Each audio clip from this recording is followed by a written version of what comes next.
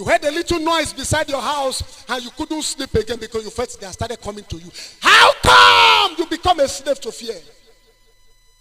And listen to me, anytime you are afraid, you can't pray. Anytime you are afraid, you can't pray. Listen to me carefully. A couple of years ago, my little daughter Treasure became terribly sick. She was about 3 years or so, 2-3 years old. And we thought it was a joke. And it became so terrible, we had to take her to the hospital. We got to the hospital, and it became an emergency case. She was just dying before our very eyes. And I tried to pray about it, but I observed that I was a slave of fear. Each time I look at her fainting eyes, I saw her when I call her Treasure, I see that she's going. And that day was on Sunday. And there was no full staff in Agbo General Hospital. And only a few persons were there. They needed to run a test on her, and time was not on our side. Before our very eyes, this precious daughter of mine was slipping before my very eyes. And I was praying, but I was praying out of fear. When God wanted to respond to our prayers, God was limited by my fear. Anytime you accommodate the voice of fear, you restrict the hand of God.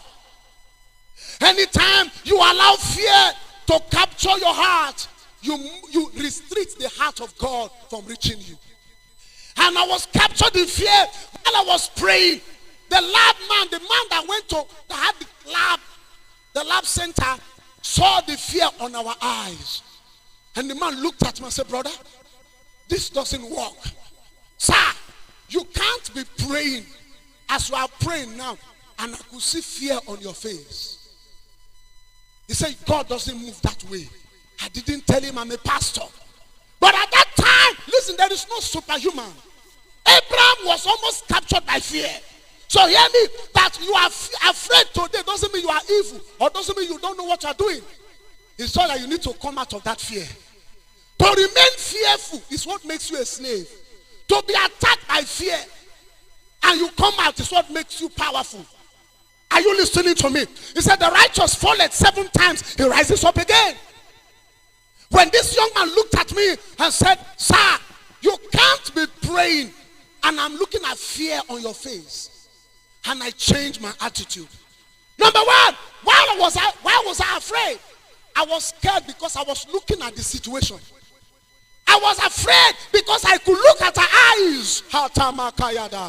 Every picture devil is showing you, every picture that you are looking at, the picture of impossibility, the picture of defeat, and each time you look at that picture, devil tells you you can't go far. Each time you look at that picture, devil tells you your own has come to an end. Each time you look at that picture, the devil tells you you can't go forward. I came to announce to you the just shall live by faith, not by sight.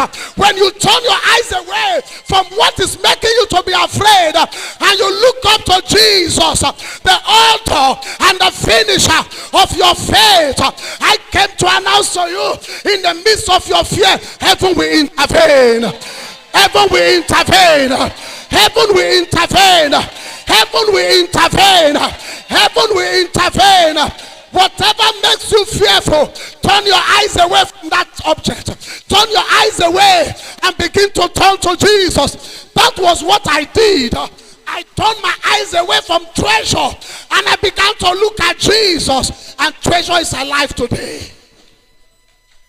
What do you see? What do you hear? Because what you see will determine what you hear. Anytime, oh God help me, anytime that Satan sees that you are looking at the storm, Peter turned his eyes from Jesus and he looked at the storm, and as he was looking at the storm, he was sinking. He was sinking. He was dying in the presence of Jesus. Hear me, fear can make born again Christians to die before their time.